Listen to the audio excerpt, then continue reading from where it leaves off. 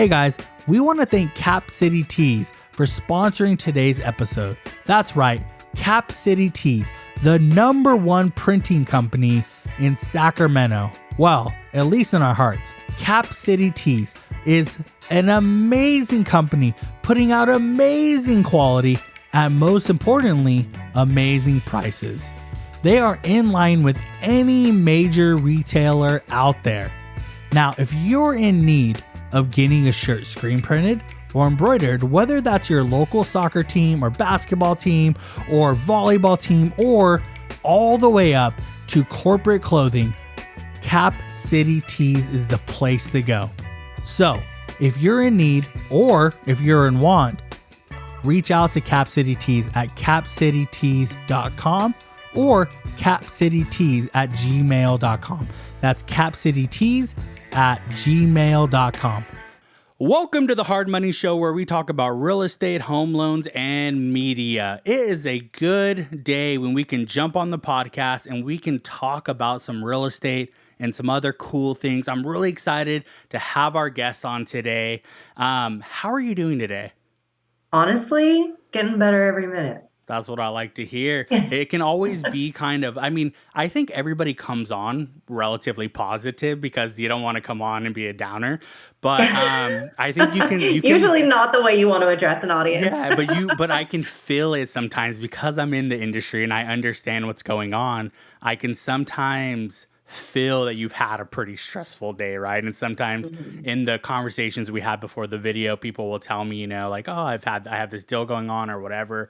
And it's interesting because I kind of have the same thing going on in my background. I'm working on, loans or helping our realtors. And I try not to let that carry over.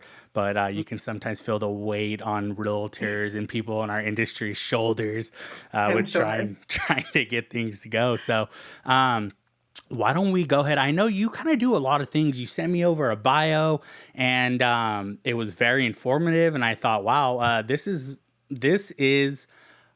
a person who is doing way more than I thought they were doing. And I already thought that you were doing a lot. So I think that this will be like really insightful for people because you have your hands on a lot of things. And it's very similar to the way that I think I've approached this industry and a couple people have approached this industry, where you try to really grasp as much as you can. I know for myself, I felt extremely uncomfortable only being a realtor. And I know that's not how everybody sees it and they approach it a different way. But for me, on the transaction side, I really didn't like not knowing what was going on financially. It made me feel uncomfortable. It made me really worried that there was some sort of liability there for me, which was one of the core reasons that I got my LO license as well. So I don't know if that's the same case for you, but I do want to kind of give you the opportunity to introduce yourself and, tell us about the billion of things that you're doing and registered as, and we can kind of go from there. Well, okay, let's start with my name. So my name is Kaelee Cornell. I am currently employed with Fidelity National Title. I do business development for them. My official title is a title marketing representative through the Department of Insurance. Most people in our industry call us title reps. So that's my current title, but I do hold many hats, and I really relate to you when you said that I don't feel comfortable just being a realtor. I have never felt comfortable just being in one lane. And I actually recently had this conversation. There are some people like you and like myself where we feel better. We actually operate better. We're more effective when we are doing more things. Our productivity, that saying, if you want something done, give it to the busy person. Right. That's kind of how I feel.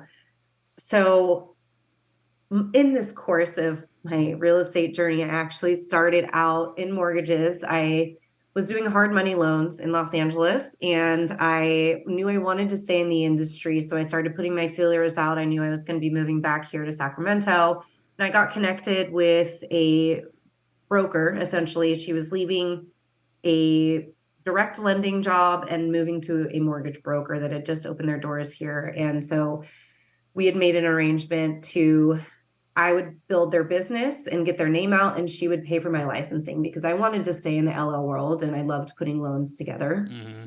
I just had no idea what mortgages was all about. So through the course of this, I got my real estate license. I, did a great job building the business for this mortgage broker. And in the course of that, I had two epiphanies. One was that I never want to be a loan officer. And the other was that I'm really good at building business and connecting people. And so I was ready to hit the ground running and be a real estate agent. And before I got the chance to do that, a boutique title company came to me and had been given my name several times, was impressed with the way that I built business and market share for this mortgage broker, and asked if I would come do the same for them. And I said, I would love to. However, I don't know anything about title and escrow. And they said, "Oh, that's okay. You don't need to know anything. You just go out and build relationships," which if only I knew now what I knew then. But so yeah, I've had my real estate license since 2018. I'm a licensed notary public as well. And I think that in my role, both of these licenses really help me not only speak in an educated way to my realtor and lender partners, but it also builds my credibility for them when they're talking to someone and they say, okay, this person has walked my shoes. They understand what I went through to get here, and they have a little bit more to offer than just, my next title rep competitor who maybe hasn't been licensed in that way or taken any type of courses. I also do my own personal studying of, the psychology of sales and marketing campaigns. And so I really love when I get to get creative with somebody to sit down and say, okay, how are we going to build this business? And how can we keep it authentic to you so that when you're building it with these people who have never met you, when they do meet you, it's in line with the message that you've been sending out and the narrative that you've been creating with them. So that, in a very large nutshell, is my background and how I got here today. So Well, it's a pretty big book already, I think, and I think we're gonna dive into some of the chapters here. Try to the first thing. Now, this is, as you guys know, my background is in marketing. That's my thing, and that's what I still really enjoy to do. And luckily, I have that capacity still. And so, I really one of the things that like I gravitate towards when I'm asking people is people who are executing on social media and marketing in general very well.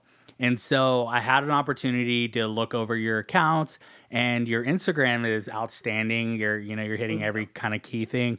But one of the things I noticed, Sacramento, was I thought, wow, your style is really like high end for Sacramento. And I was like, it looks great, right? There's nothing wrong with it. But I thought, man, you're like really done up.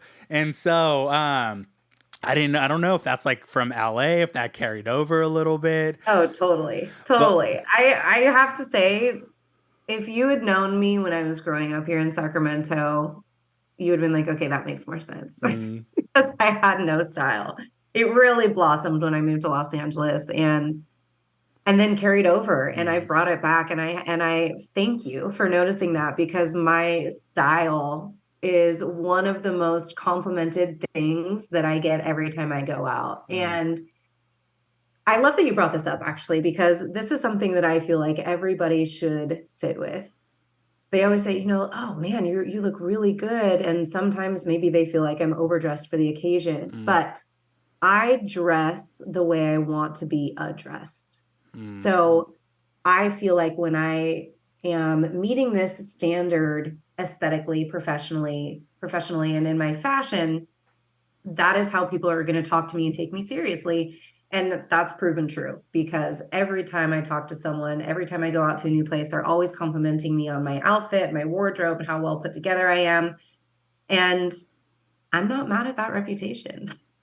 no, I mean, like I said, it really it caught my eye very quickly that, obviously, like the aesthetics of your entire page really align with the clothes you wear while you do your posts, which I thought, oh, that's very interesting, because even if you see people executing on social, their style doesn't necessarily resonate through every post, right?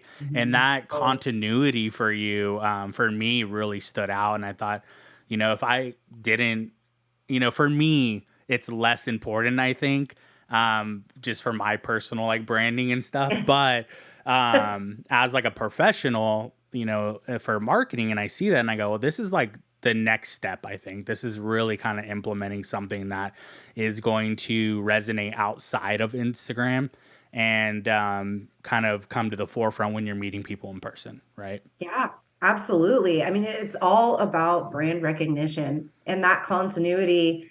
I knew before I had developed it, I knew what I wanted, and I wasn't quite sure the direction that I was going. And I was inspired by a photo shoot that I had done with a friend of mine, and I was wearing this purple shirt, and I was like, yeah, purple's kind of my color, and I love psychologically the effects that it has on people. It's a very calming color.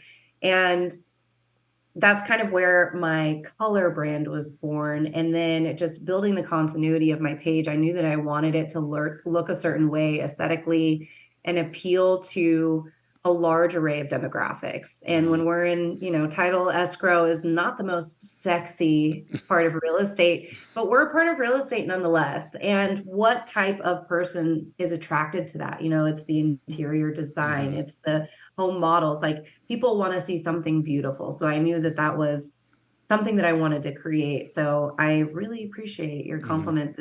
It's really exciting to hear that it's now at a place where people can really acknowledge in that and just see it when they go there and say, okay, I recognize this. So thank you for that. Yeah, absolutely. Well, fashion is not. I think it's different for men, maybe, and especially like I grew up kind of in the Bay when I was younger, but mostly the Central Valley where fashion is not important at all. And for me, I grew up an athlete, and then when I went to college, I was an athlete as well, and I was in a fraternity, so we all dress terribly as it is anyway. Yeah, I know that style Yeah, very and well. so, my wife is from England, and I've had the opportunity to go back there a bunch of times, and they're all very fashion forward out in Oh, Europe. yes.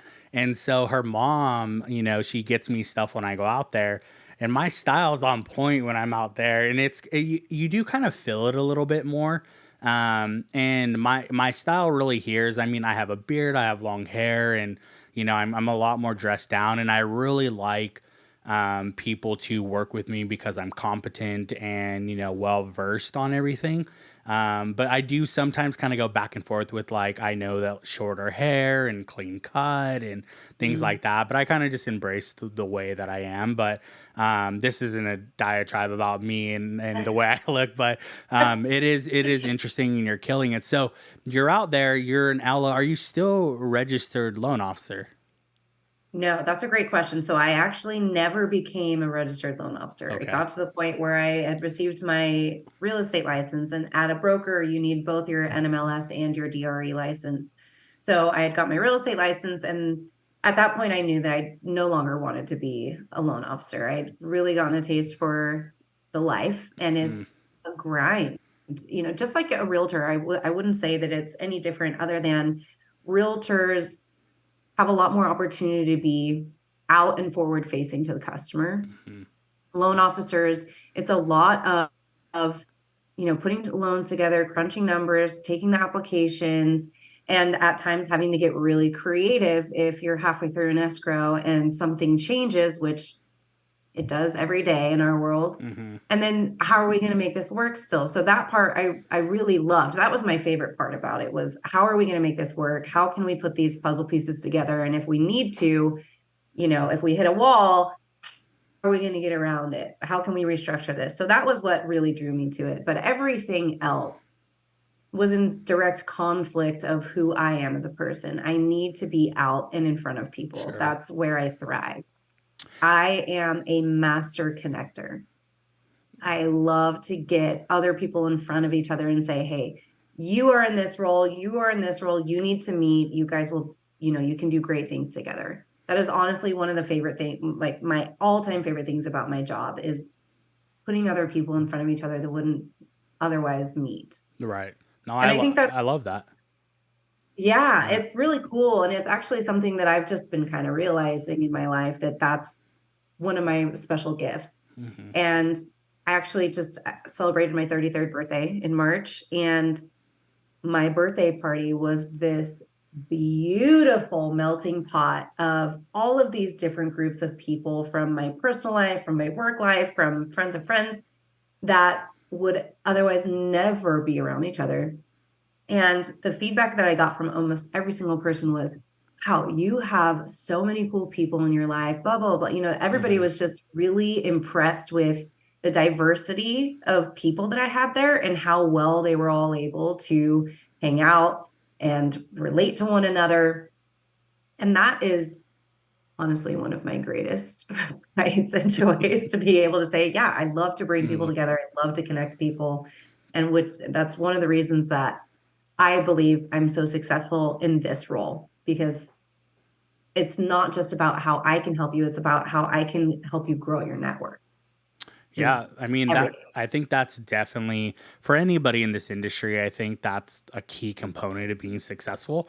Some people thrive more than others in it, but what I'm kind of here, well, this is the interesting about loan, like a loan officer, realtor. You're kind of one badge away, really. Like you just need to become an appraiser, and I guess you could become an inspector if you want, but you're kind of like right there where you kind of know everything. And but I'm kind of with you on that as well, right? I was first licensed as a loan officer or as a realtor, then I got my LO license, and I like both of them, and especially because I'm kind of like I like to be in front of people. I'm a very social person, Mhm. and I can talk for a long time, which is kind of why I decided to go the podcast route.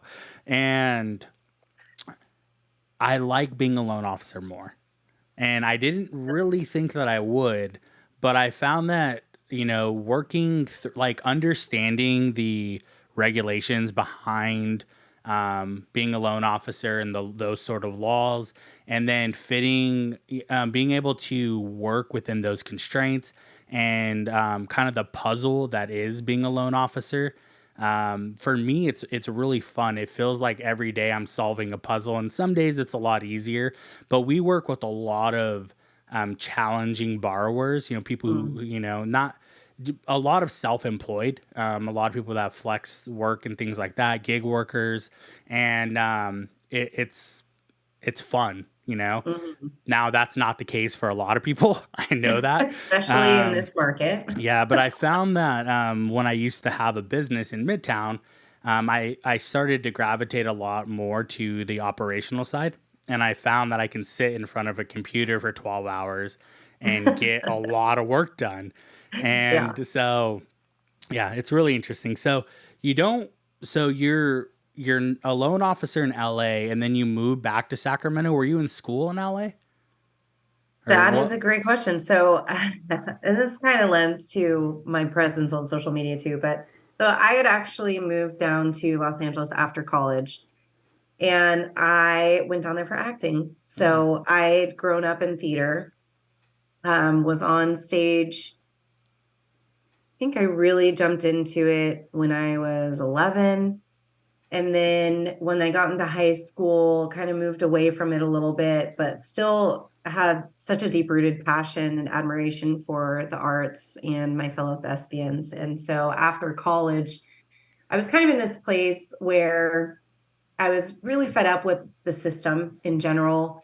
I had gone through so much with my health. I'd been diagnosed with Crohn's disease when I was 17, so that really threw a loop for all of my anticipated paths of, this is what's going to happen after high school. Mm. It was all completely changed, and I really had to redirect. I ended up staying here locally for school, which was not what I wanted to do originally. And so after college, I was just done, and I was ready to do something totally immature and and just young and reckless, and say, hey, I want to go move and see what TV and film is like, because I knew how much I loved theater and I just wanted the experience. I didn't have any grandiose dreams of being famous. If that happened, that would have been cool, but really I just wanted an experience, because I felt like I had been robbed of that when I wasn't able to go away for college. So I moved to Los Angeles and I got into acting. I did some TV work.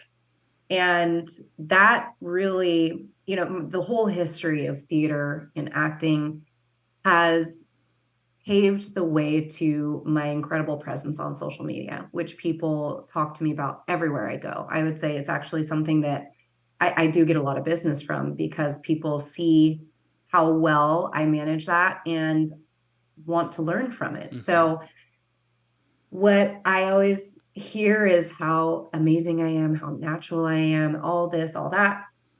But just like every other iceberg of success, that is just the tip. They don't see the years and years of practice and on stage and behind the camera and hours of reading scripts and making it sound normal. And even though I have all of that under my belt, there are still days and times when I have to, I'm frustrated, I'm getting the words wrong. And that's just because I'm human. And Hmm. I think a lot of people underestimate their ability to have that natural presence if they really tried and practiced and got over their initial fear of how they look, how they sound, all of that extra stuff that comes along with seeing and hearing yourself on video or on film. So, yeah, that's went down to LA for that. And after a couple of years, was just very exhausted. TV and film is nothing like theater, and it's very draining. And I was just kind of fed up with everything. So quit, went and traveled Europe for a while, and then came back and got connected. A friend of mine who was doing business at a hard money loan place in Calabasas, and knew that I was really good at like just sales in general. Because really sales it's just the transfer of belief. It's just believing in something and talking to people about it in a passionate way, and that enrolls them into whatever it is that you're selling. So I think that there's this terrible stigma about sales that, when they hear the word sales, they think of that greasy car salesman that's going to give you a terrible deal and, Hmm. screw you over. But ultimately, sales is a really beautiful thing. And if you understand the psychology of why people buy and what you're selling, and if you really believe in the product that you're selling, then it's this natural conversational thing.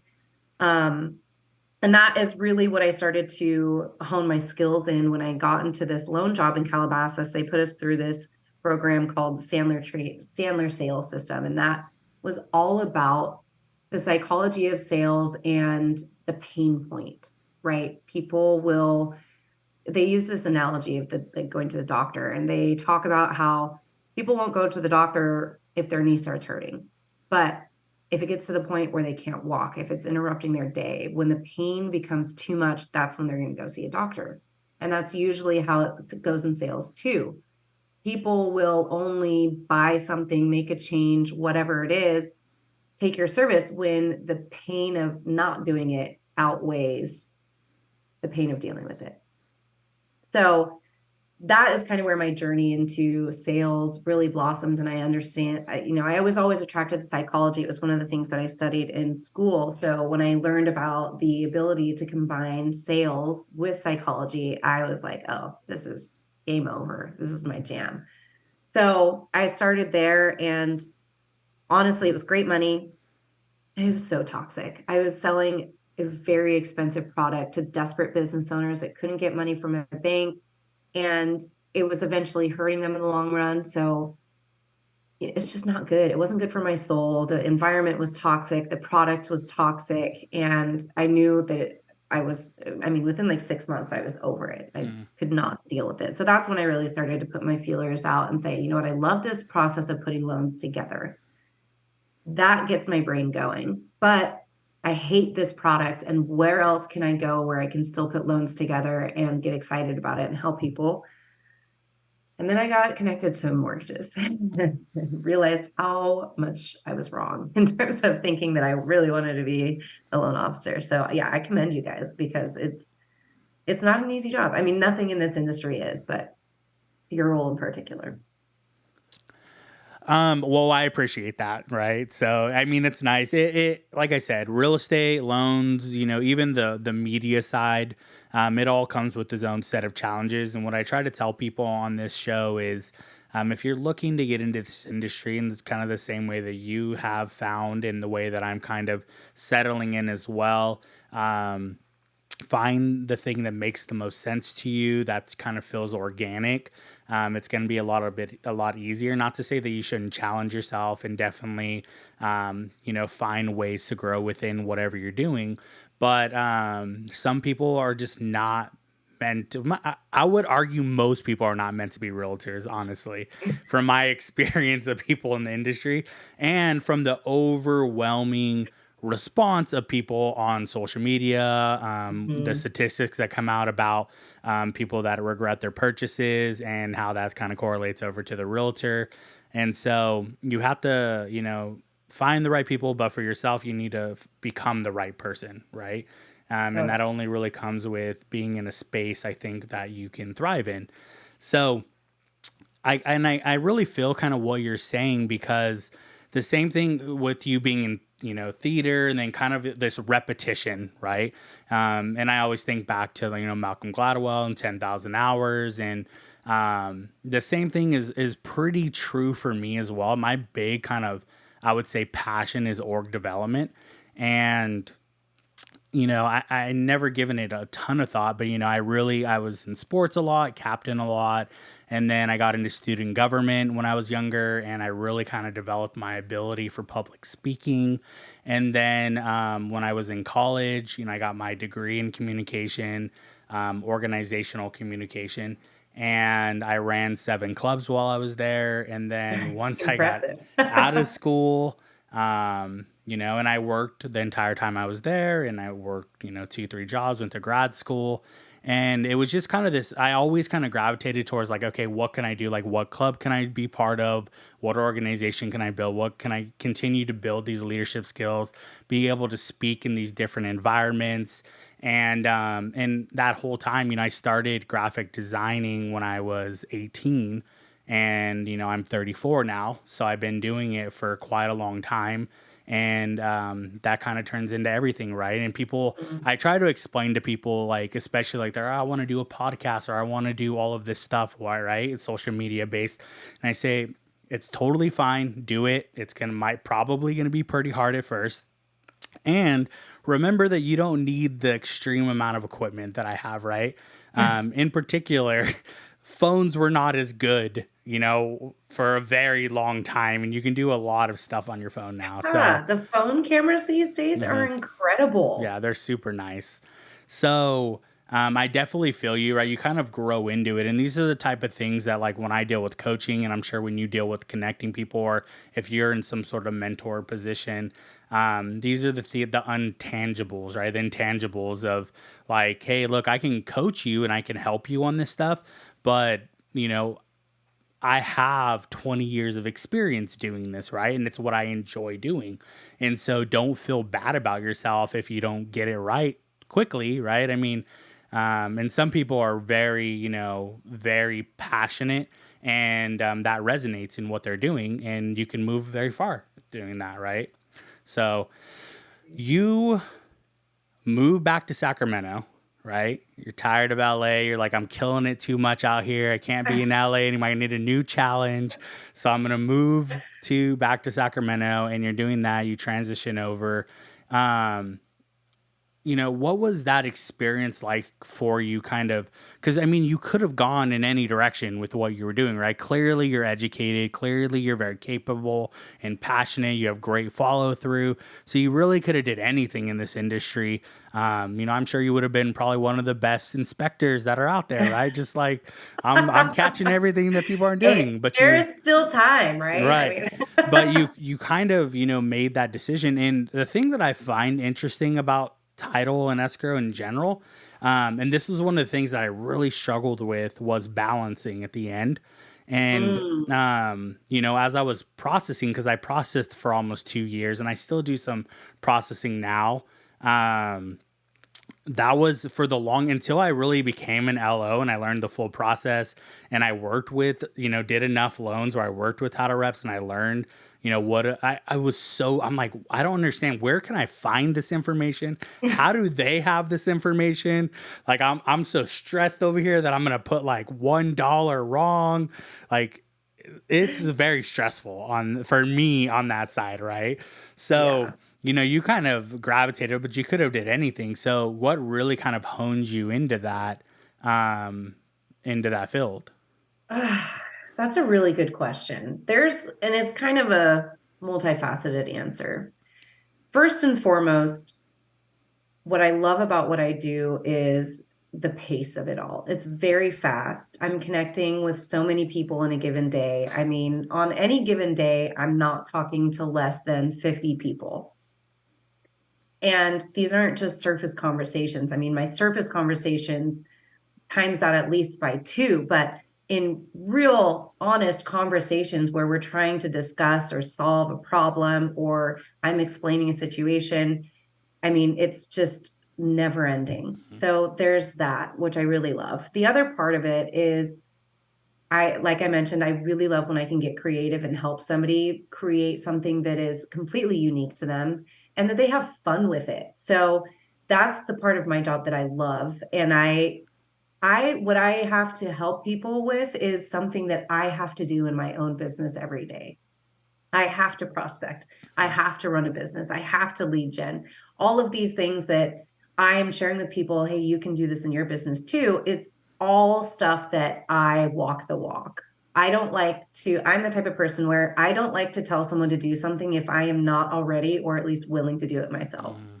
because then I feel just like a total hypocrite. So I really like to say, if I can do it, you can do it too. And this is how I have done it. And I think that that also builds a lot of trust and credibility from the people I align myself with.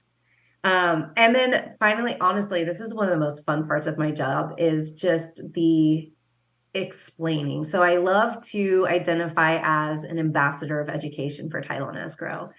And it's really an endless depth of scenarios and situations that come up. I mean, when you look at title and escrow in general, if we're just going to look at what is title and escrow, the general population, they can maybe tell you what escrow is. They know that if you're buying a house, escrow is a good thing. They have no idea what title is. And even in a layer farther in our own industry, a lot of people don't fully understand what title and escrow is or all of the things that come up on the title and escrow side. So I approach it and I call it edutainment. I've taken this traditionally dry and very boring topic of title and escrow that anybody could fall asleep listening to. And I try to take snippets of situations that we come across every day. I take frequently asked questions, just my everyday experiences, and I turn that into educational opportunities that I can share with people to help them understand what it is that title and escrow does, why it's important that you understand it, and also that what I do as my role as a title rep, because people might know, oh, well, I know that there's an escrow officer with escrow, but you're not an escrow officer, so what do you do? And so I'm constantly coming up with creative ways to explain what it is that I do, because I feel like I really wear a thousand hats. I am, I am many, many roles, and it just depends on what the need is of my partners that day. So those are, I would say in a nutshell. Again, I'm going to keep referring to nutshells. I don't know why that's my thing lately, but it's, it's all of those things put together. And I feel like I've really paved a path in my industry. As far as I know, there isn't another person in my role that is taking the approach that I have taken into these short videos, creating educational opportunities, spreading awareness and information, and also sharing with people, okay, if this happens when you're in escrow, this is something that you can do to overcome it. So I really take a lot of joy in doing that. So there's a couple things here. One is I agree with you, and this isn't exclusive to our industry, right? Real estate, loans, title escrow, anything that's like almost a little finance based and really heavy business based. People's eyes just glare over there, right? If it doesn't like gonna affect me immediately, most people don't care, don't want to care, right? And especially because the information is so difficult to grasp. And don't know at all what it takes to become a title rep. So I couldn't really speak to that, but I know for as a loan officer, the education behind it, and I'm doing some big things kind of on that front, and I'm really like I put about 400 or 500 hours in to learning the laws behind LOs, and they are so complicated because they build on each other. And for Mhm. some reason, the government has decided we're not going to just eliminate this. We're going to keep parts of each one. You look at stuff like advertising within our space, and there's four or five laws that deal with different components of advertising within our space. It's the oddest thing, right? So Mhm. I just find it extremely interesting, and you have this clear passion for what you're doing. And so what this kind of leads me into my thought, and you're telling me, and you're being already kind of motivating me about it. I'm like, yeah, I want to learn more. I want to know what's going on over there, right? Because that is one thing where I've kind of stepped back and I've said, and for anybody that's in this industry and who's doing enough volume to really know, having a good title rep and escrow company is just takes so much stress off your shoulders to be able to just send an email and be like, hey, here's the things that you need. Can you please get me these documents, and know that you're going to have them within 24 hours. And a lot of times even quicker. It makes life so much easier. And I know this is particularly true on the loan side because and I don't want to get like too much in the process of loans, but essentially, every loan that we put in is going to come back with conditions. And those conditions 100% are going to be title conditions, right? Mhm. And so, your ability to get us what we need and our ability to function correctly is extremely important, right? And I've never been in a situation, thankfully, maybe once, but not really, where I've been like, oh, yeah, we're held up because of title and escrow, right? And that's what I love about your guys' industry is like it's one thing because I'm very hands-on type of person. It's one thing where I almost feel like I don't need to worry. I feel everybody that I've pretty much dealt with, and we deal with a couple different title companies. Everyone that I've dealt with has been very professional, very quick, and it makes my life so much easier because if I had to stress about that on top of everything else that we had to do, it would be a bad day. And that is the case on the real estate side. And I think mostly because I have so much more consistency on the title side, and we deal with, obviously we have our realtors, but then we're dealing with the other side, and that's always rotating. And man, can that get stressful? Oh, this is a very, I think this is a very important topic. And it's always blown my mind how seemingly fickle the relationship seems to be with a lot of people in this industry and title. And just like you mentioned, how critically important the relationship between any realtor, lender, and your title team is. It's the extension of you, right? Your clients don't know where you end and title begins. And so you want to make sure you're with people who know how you operate, who are solution oriented, you know their communication styles, you know they're accessible, and you know that they know what they're doing. However, there seems to be this fickle relationship with a lot of people in this industry. And maybe it's the ones who aren't very experienced or aren't producing a lot, but it seems as if a lot of times, as you know, the first time something goes wrong, if they don't have a perfect experience, people want to take their business elsewhere and hop around and find someone else. When, in my opinion, every single challenge that comes up in a file is an opportunity for you to work better as a team. Every time a challenge comes up in a file, it is usually due to something that is fixable. Hmm. But most oftentimes, title and escrow gets blamed for something going wrong in the file, even though 9 times out of 10, it was something that we have no control over. And then we lose customers and relationships because of it, which to me has always blown my mind because I really believe that our value is solely determined by the size of the problems that we can overcome with and through with our partners in a transaction. And it seems like people are, the first smell or hint of problems, they've already written us off and they're ready to move on to the next company. So it's this interesting dynamic of, we are an integral piece in every real estate transaction. You cannot get it done without us. Yet we seem to be the most dispensable piece of the real estate transaction. And I think if more people understood that a relationship with your escrow team is just as pivotal as your relationship between realtor and lender or realtor and client, lender and client, whatever it is, we all together can form this really cohesive experience that ultimately keeps clients happy, satisfied, and coming back to all of us as raving fans and referrals and repeat business.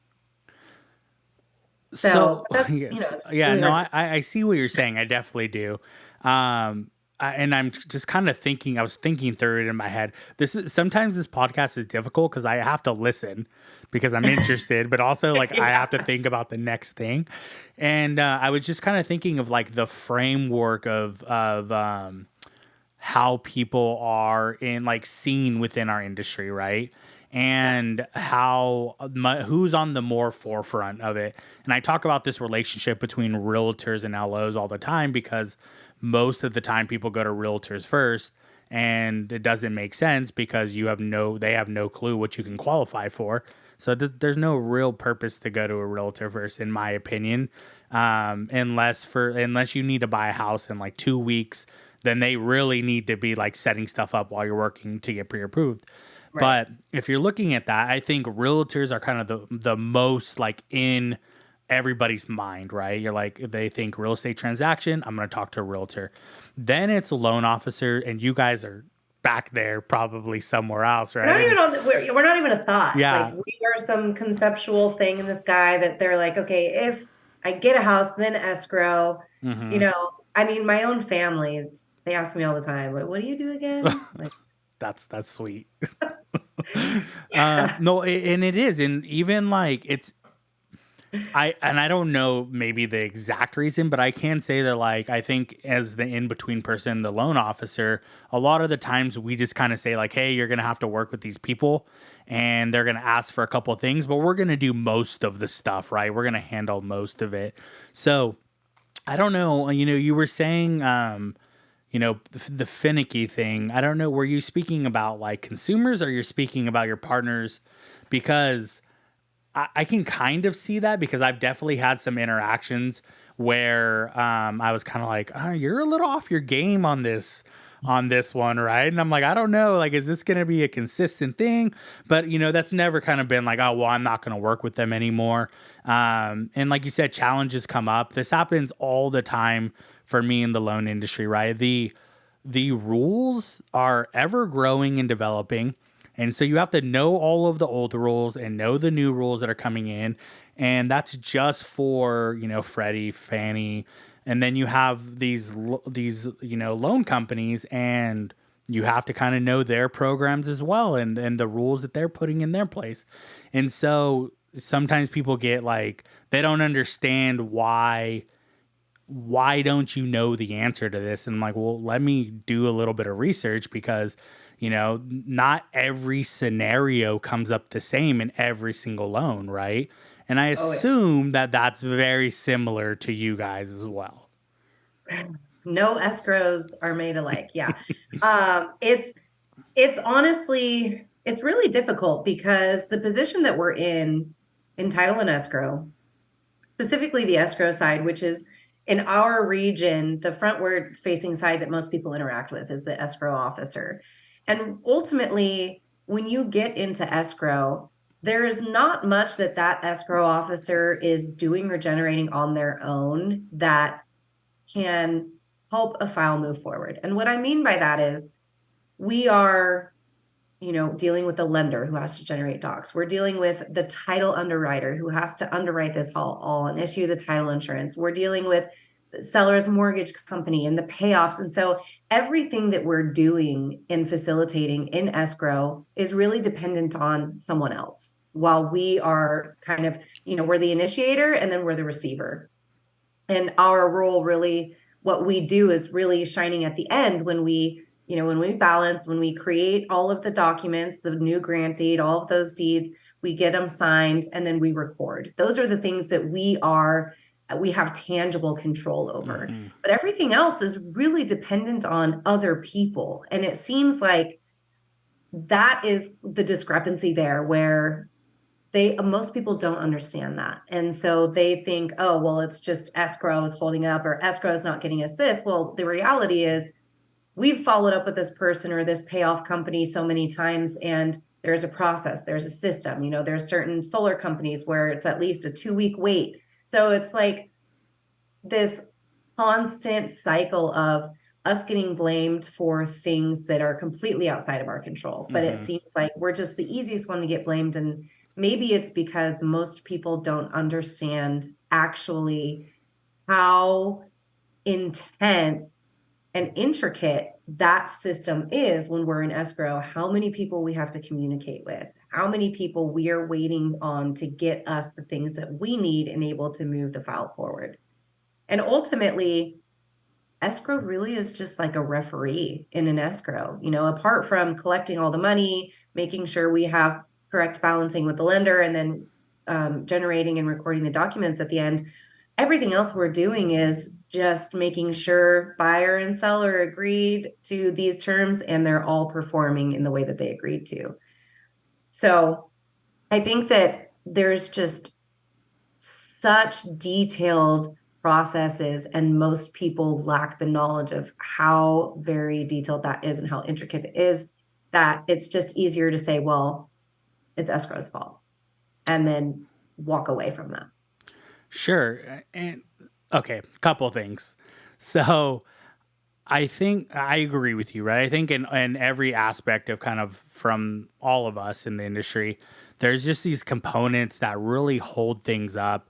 There's not a lot that you can do besides be super annoying, and hopefully somebody gets so annoyed that they will do it. But then you're not building great relationships for long-term success in that case, right?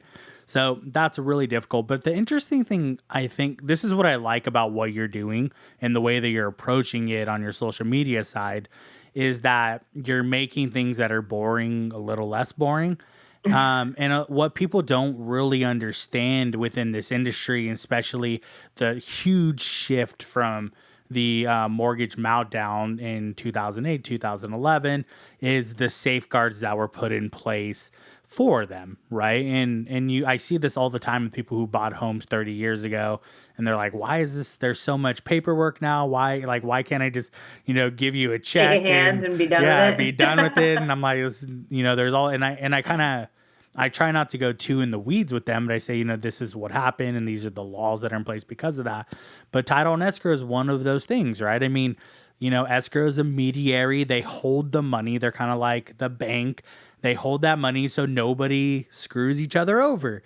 And title is the same thing, right? We don't want something to, what's the best way that everybody will understand this? We don't want something to be on a property that's going to come back to you later negatively, right? Whether that's a lien or, we find out that somebody else actually owned the property. And so these sort of safeguards are in your favor. And there's a specific law in place that allows you to choose these people to work for you, right?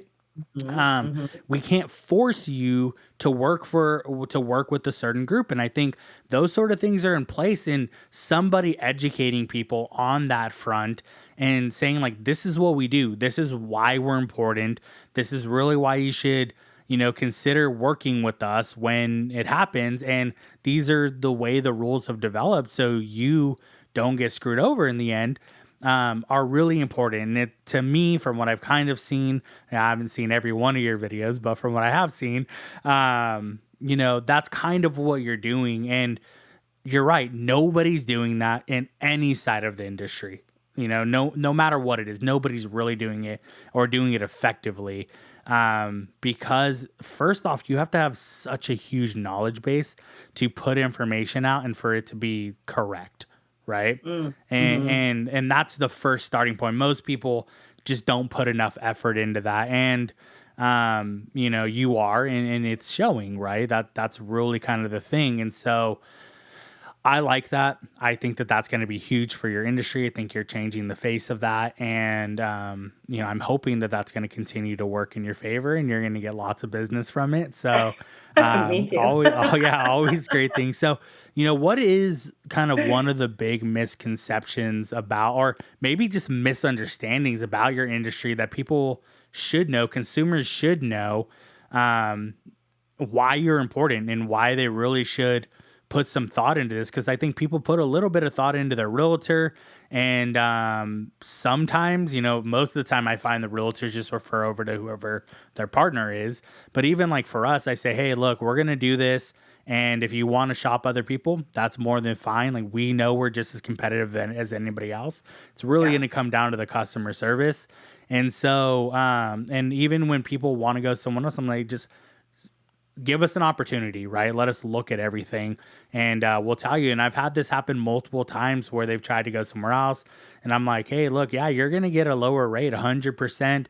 This is a better rate than we're gonna give you, but they're gonna charge you $15,000 for that. So, if you Right. want to get charged $15,000, I wouldn't recommend it, but we can help you do that as well, right? Right. So, what do people really need to kind of one outstanding thing that is, why you guys are so important? I would say first and foremost, because we are promising the validity and the safety of one of your biggest investments and assets ever. So just like, why would you get insurance for a car? Obviously you hope that nothing bad ever happens, but you want to know that if something bad did happen, you were going to be protected. You're going to Hmm. be covered. The other person's going to be covered, so they can't come after you, God forbid, if it was your fault. So from an insurance perspective, you want to be covered and be comforted by knowing that you have the best of the best. And that's really what I'm happy to say Fidelity is, the best of the best. I mean, we're a Fortune 200 company. We insure out of every 3 transactions across the nation. So we're a huge conglomerate. And what that means is not only is there safety and security in your policy through the efficacy of our research and our findings, but also the assurance that our insurance will cover you should you ever have a title claim, because we have the capacity to do so. And there's a lot of uncertainty in this particular market. We've seen several smaller title companies close their doors and completely leave our marketplace, both on the title and escrow side, the real estate side, and the lending side, right? So a lot of these smaller companies are not able to make it through a tough market like this. And God forbid somebody need to file a title claim with a company that's no longer around. What then? Right? So these are the little things that people don't consider, they don't realize. 9 times out of 10, when you have a seller or a buyer, depending on the area that you're in, right? Because it's differently directed, we'll call it, in different regions. So in our particular region, most escrows are directed or opened by the listing agent, the person who gets the sale, and they usually pre-open escrow, which we always suggest so that we can look at the preliminary title report. And if there's any egregious matters that need to be handled, we can do that before you get into escrow so that your escrow experience is as smooth as possible. Because let's be real, once you get into escrow, that's really when fireworks start happening. And I think people don't realize that you have this great opportunity to make it as smooth as possible by pre-opening, and if you're in a region that allows you to do so. But the other thing is, most sellers have no relationship with the title company. Why would they? Unless they know someone who works for the title company, that's usually the only time that they have a relationship with it. Mm. And it was actually a question that I brought up to one of my managers is, why don't we market direct to the consumer? And from a business standpoint, it makes sense because transactionally, if we were to market to all the homeowners, think about the capacity that that would take, the finances that would take, the investment it would take to reach everybody. And on average, the regular homeowner is only going to buy or sell a home maybe once or twice in their life, Mm. maybe 3 times. If you're an investor, okay, more. But the person who's really handling the transaction is the realtor and the lender. And so that's who we market to. And it's one of those double-edged swords, because if the consumer was more educated on the importance of title and escrow, the importance of having, the expertise, the backing, all of that, the security that comes with working with a trusted company like Fidelity, they would have more of an opinion like they would about their lender and their realtor. Mm. So it is one of the more frustrating aspects of our industry, but I would say that that is what people should know. It's working with a company matters when they are trusted, when they're backed, when they have the investments that we have and the partnerships that we have.